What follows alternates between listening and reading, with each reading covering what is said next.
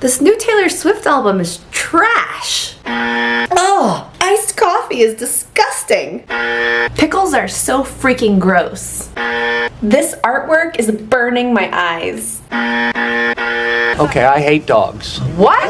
Crazy! When speaking English in the United States or Canada, it's actually fine to say that you don't like something. If you're speaking about food, drinks, clothes, a movie, a musical artist that you don't like, you can, of course, just say, I don't like X. And it's probably not going to make you sound rude. But there are two reasons why you might want to use softer, more polite phrases or ways to say I don't like, the phrases that we're going to talk about in this video. Number one, maybe it's your personality to not be very direct. You're not a very direct person and you're worried about possibly, potentially offending someone. If this is you, then these phrases will be very helpful for you, these soft ways to say I don't like. And the second reason why you might want to stop just saying I don't like something is because it's boring. Maybe you're bored with just saying I don't like all the time and you're looking for some more interesting phrases to say. So if that's the case, this video is also for you.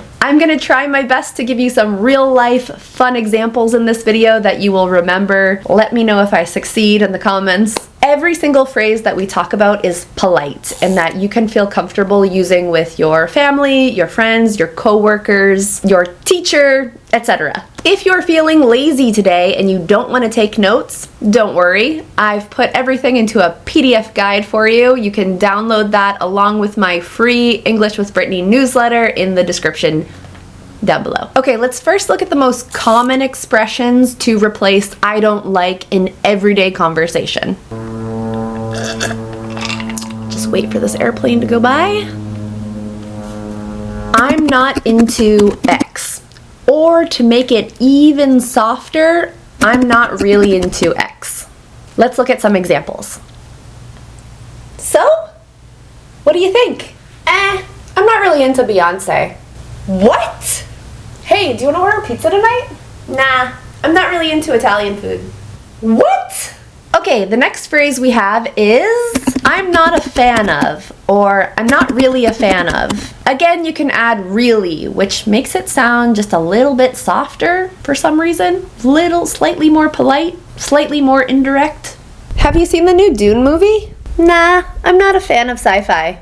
Really? I love sci-fi. You really should buy some AirPods instead of those big headphones. Nah, I'm not a fan of Apple products. Really? You must be the only person on earth. Next up, I'm not feeling X. Pronounced usually, I'm not feeling X. Again, to make it softer, I'm not really feeling X. I'm not really feeling this paint color. White? Yeah, it's pretty boring. So what color do you want to paint it? Pink. Bright pink. You know, I'm not really feeling this new album. It's really depressing. Unlike the first two, I'm not feeling applies more to something in the moment. So, for example, if you don't like coffee, you can very correctly say, I don't like coffee, I'm not into coffee, I'm not a fan of coffee, but it would be strange to say, I'm not feeling coffee. Unless you're like pregnant or something and you're just temporarily not drinking coffee. In a few months, maybe I'll be back on the coffee. Here's one more example. Wow, isn't this party amazing? Not really feeling it. It's not my favorite. I love this one. I say this a lot. This is something that English speakers often do, and it's actually quite common in other languages as well. It actually has a technical term. We will use the opposite meaning of a word to say what we actually want to say. Another great common example of this is how we say not bad, which means good. Oh my gosh, excuse me. Excuse me. If you are a parent, you know that when you have a young child, you are always, always, always sick. So I wanted to film this video anyway, but my voice sounds a little bit crazy right now. I'm sorry. Do you like bananas? They're not my favorite. And done. So, did you like the book? It wasn't my favorite. Hey, did you ever finish that Netflix series I recommended? Hey, yeah, actually, I just finished it. It wasn't my favorite. Similarly to it's not my favorite, you could also say it's not the best. It's not the best iced coffee I've ever had. This means I don't really like it. It's not that good. It's not my cup of tea, or it's not really my cup of tea. As I said that quickly, my pronunciation got more natural sounding. So let me try saying this in the most natural way possible. It's not my cup of tea. It's not my cup of tea. Try repeating that. It's not my cup of tea. It's not really my cup of tea. Do you like iced coffee? It's not really my cup of tea. I feel like this one is kind of well known. I don't know, you can tell me. It doesn't have to be about a cup of tea, of course. You can use this to talk about anything that you don't like. So, for example, do you like this new jacket I bought? It's not my cup of tea. Whatever. I know fashion. This is my cat, Fluffy. Do you want to pet him? Ah, no! Sorry, it's just cats aren't really my cup of tea. I'm really allergic.